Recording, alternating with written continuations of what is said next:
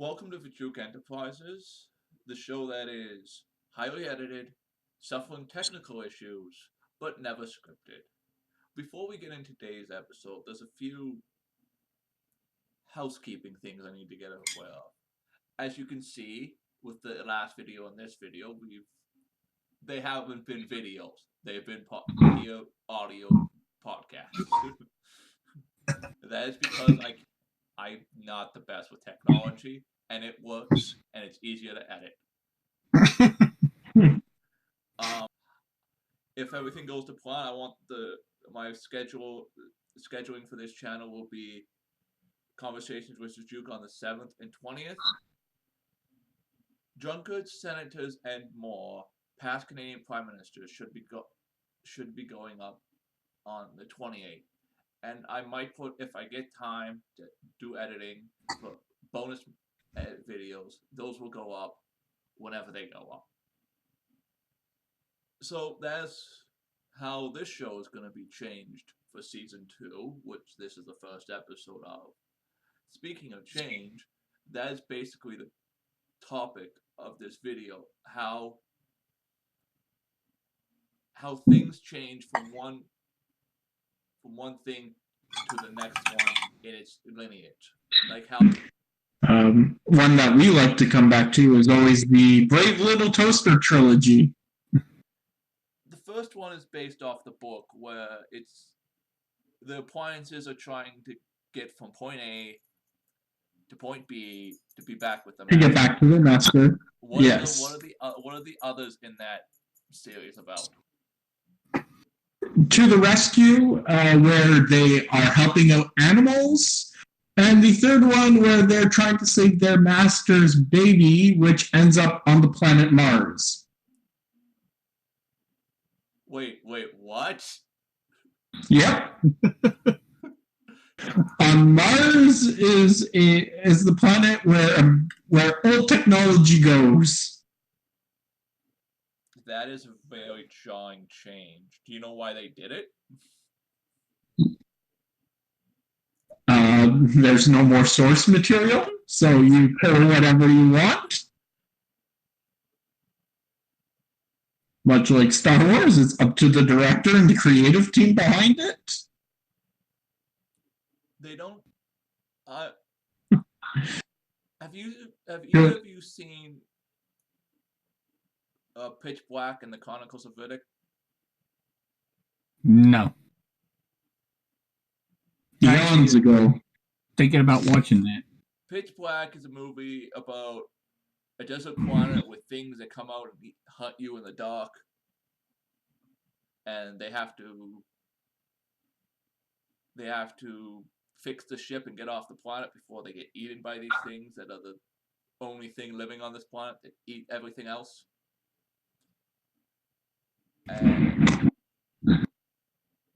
And Riddick is in that movie. He has this ability that he can see infrared or something like that, which helps him. And then the next movie ends with Riddick.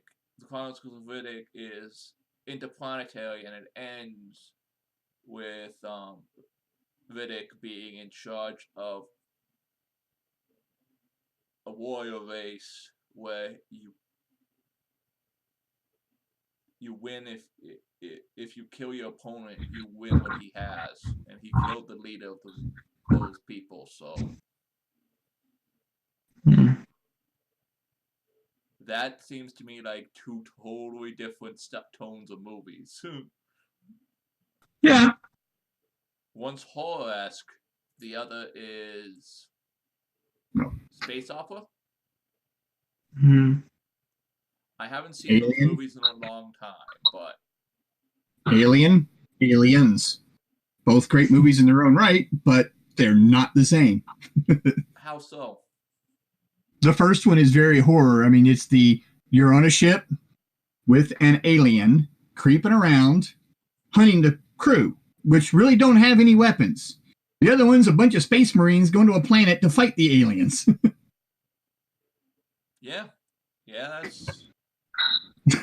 I mean, it was a great sequel, but a complete change in tone. Yeah. When we were discussing this, you brought up the MASH movie versus the TV show. Yeah. Someone who's never seen both, what is the tonal shift between those two? All right. Well, it's not a complete and total shift. The storyline still kind of stays the same, but you got to think MASH was a rated R comedy in theaters. And then when they made the show, not all the cast is there. So some of the people actually change for the TV show. And they had to tone it down quite a bit. So it became a comedy on TV. Well, it was a comedy, but it was a rated R comedy movie. The movie was rated. You sure about that? Comedy. It had nudity in it. And so it went from a rated R movie to a PG TV show. Which went straight into the comedy element. And so Hawkeye in the movie is Donald Sutherland. Oh, okay. So there were a lot of cast changes made as well. It's not a comedy. No, MASH was not a comedy. It was, but it was a dark. Comedy. It was a drama comedy. Yes. It was. Does it bother you when they recast a character for the same character, but they recast the actor between movies? Not always. I mean, like I said, the MASH. I love the TV show. I love the movie. It was complete. There were a lot of cast changes made, but they were still both good. In your head, do they fall? Are they part of the same continuity headcanon? Due to a technical issue, I missed all you said about MASH and the answer to my question. I was going to say they do really the show kind of continues the story from the movie, but I kind of see them almost as two separate things, just because of all the cast changes that were made and everything. Mm-hmm. The characters all keep the same names, and they try to keep them pretty much in character, but the personalities have changed. Yeah, they've slightly changed because of the different actors and stuff. So, and the fact that, well, Hawkeye can't do some of the things Hawkeye did in the movie because, well, it's now on TV. Yeah. It's like the old V versus the new V. Well, the last TV show that came out probably about 10 years ago now. I remember watching the original when it came out in the 80s on TV, but I haven't seen any of the new stuff.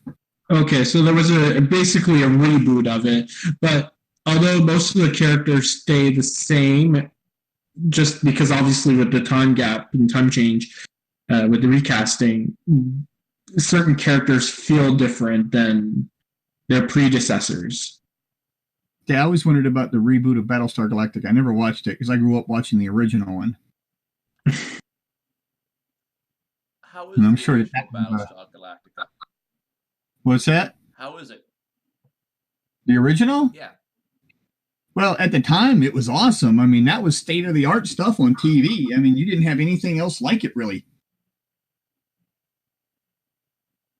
I don't know how well you can say it's aged.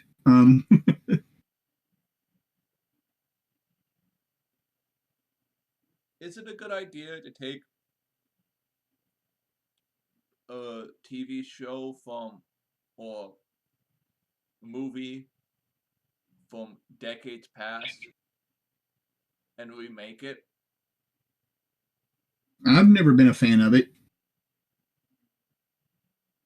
Well, I think it depends on what the intention is. Like, if it's just to bring it back out for an extra buck, like Disney's doing with making live action versions of all their animated films, I'm not supportive of it. But if there's a different creative direction or something else that they want to explore, then sure, go ahead with it. Like with the, I know that this is very different than everything we've talked about so far, but they've done N with an E,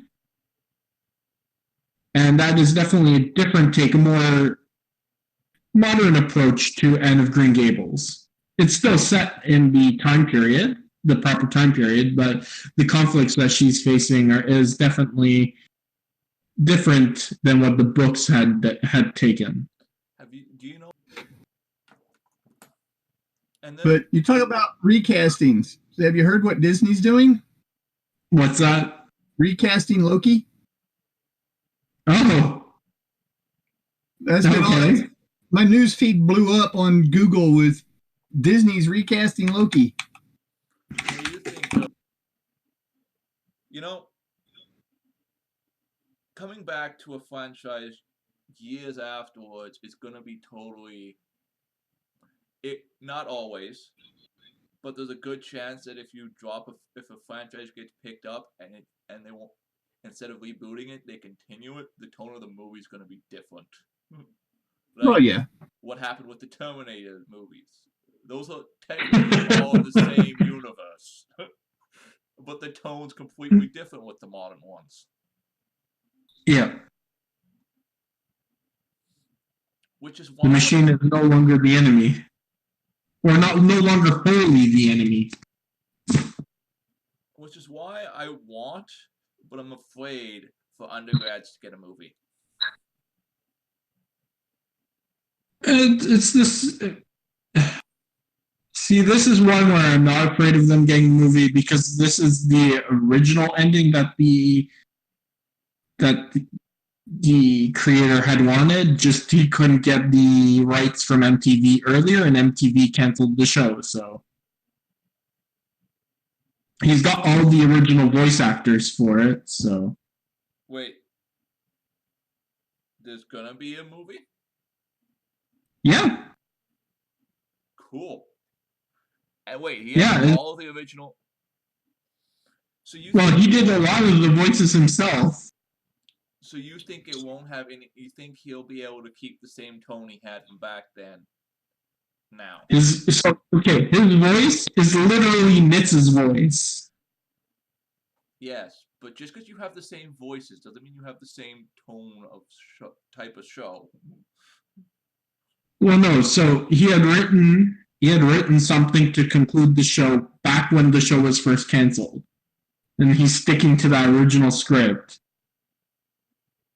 But we'll see. It's supposed to come out this year, I think. This year. It was backed on GoFundMe or so. Yeah, I think it was on GoFundMe, and I backed it for a digital copy. He'll have to. Shit. Have you seen Undergrads at all, Jim? No, I haven't seen it. Oh, it's a pretty hilarious one-season show. One of the reasons I don't watch a lot, I quit watching TV. It seemed like everything I liked got canceled. Undergrads got canceled. Whereas things like Friends, which I couldn't stand to watch hardly at all, went for years. A beautiful 10 seasons. Yeah, I think I tried to watch that show 3 or 4 times because everybody I knew was always watching it. And I was just like, I don't find it all that funny. You can. Actually, a few episodes were funny, but those were mainly Joey and Chandler. If you had just those two, I thought the show was hilarious. I just wish they'd gotten rid of everybody else. I just wanted the Joey and Chandler show. It's amazing how the tone of Friends changes if you take out the laugh track. Well, that's any show with a laugh track because they've even done that with The Big Bang Theory. And it's like a lot of awkward pauses. Yeah. I don't like The Big Bang Theory probably for the same reason that Jim doesn't like Friends. I liked a few episodes of The Big Bang Theory, but was never a huge fan of that one either. I enjoyed The Big Bang Theory early on, and then it just kept on going and going and going. And I think that's my issue with these shows. Like, they should, for me, an ideal length for a TV show is about 100 episodes. If you can't wrap your story up in 100 episodes, you have an issue. Because you're no longer writing story for the sake of the story. You're trying to make a buck. Oh yeah.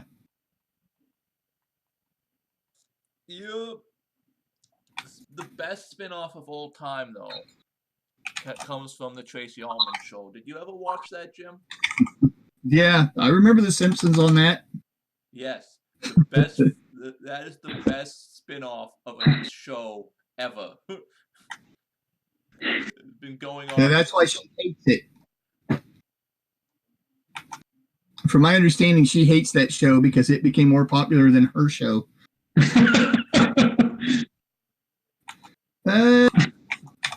Now, MASH had quite a few spinoffs. One of them actually did really well. MASH had spinoffs? Yep, Trapper John, MD. It's actually a pretty successful spinoff in the States from MASH. It's Trapper John going to work at a hospital after the war is over. Trapper John was one of the doctors in MASH? Yep. There were a few others, and I don't remember what they were, but they all pretty much flopped. But Trapper John actually ran for a few years. And you have some characters that are expected nowadays. There are specific characters that we expect to eventually be played by different actors. James Bond, Doctor Who being the two big examples. Huh? Spider-Man! Yeah, I was going to say, how many different Spider-Men do we have now? 4 or 5? Spider-Man. And then the characters like John Munch, who can only be played by his actor, who's been in like 11 different shows with the same character now. Two of my favorites, Jay and Silent Bob. You can't recast them. Exactly, yep. Even though the studio, after Clerks, tried to recast Jay. What? With Seth Green. The studio did not want, they wanted Seth Green as Jay instead of, well, Jay. What is Jay's Kevin Smith actually had to pay to fly Jason Mewes out to the set and pay for him to work for the first couple of days and then the studio was like, all right, yeah, we like him. You can keep him. I saw an interview with Kevin Smith about it. They did not. They wanted to recast Jay in Mallrats. That would have been a different feel. Kevin Smith was like, it would have ruined the entire movie. Yeah. You can't. Jay is Jay. Does the Kevin Smith universe exist mostly in New Jersey? Yes. As a matter of fact, the Stop and Shop where he works, we work in Clerks, is still open. People go to it as a tourist thing now. Beautiful. The interview that I saw with Kevin Smith, he went back to it, and he was behind the counter, and people walked in and were just basically like... And these are just like the locals walking in who normally shop there, and it was just hilarious. Don't all of Tromaville's movies also get filmed in New Jersey? Yep, Tromaville is in New Jersey as well. They're not only filmed in New Jersey, they take place in New Jersey, most of them. Yeah. Tromaville is a fictional city in New Jersey. Across from New York City. Yeah, it's basically Jersey City. Is there a Jersey City? Yep, Jersey City is the city right across the bay from New York. I didn't know that. Wow. Geography lessons.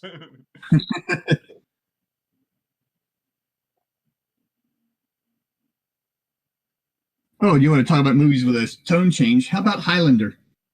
Yeah, I've heard about that. Don't they even... Highlander 1, awesome movie. Highlander 2, well, not so awesome. Highlander 3, The Apology, which is what all of my friends nicknamed it.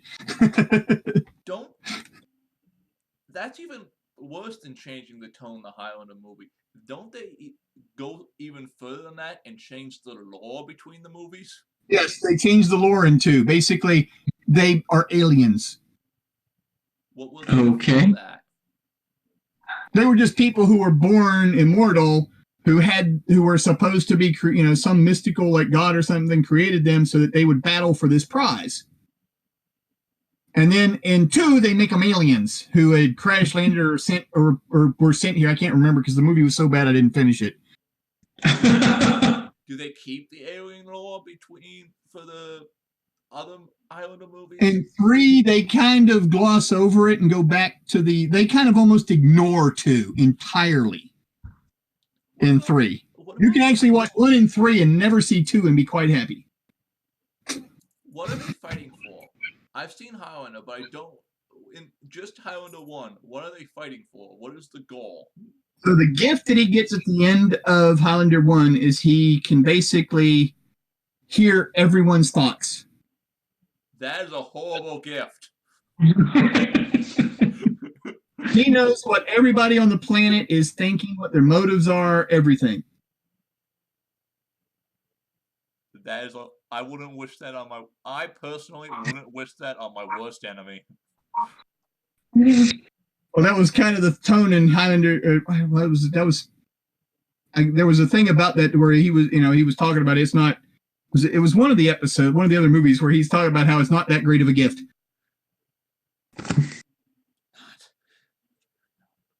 But he was at the end of Highlander 1. He's saying he can bring world peace because he knows what all the leaders of the world are thinking and this and that, and he can basically blurt it out to everyone. We talked about the topic, but like all conversations, we kind of wandered all over the place. That's us. Yeah, and something sparks you, and off you go this direction. And I still don't know how we got from Loki being recast to the Toxic Avenger, but hey. Because that's what started that sidetrack was Loki being recast, and then it just kind of went. But I hope you enjoyed. I hope you comment, and we'll see you in 13 days when the next one goes live.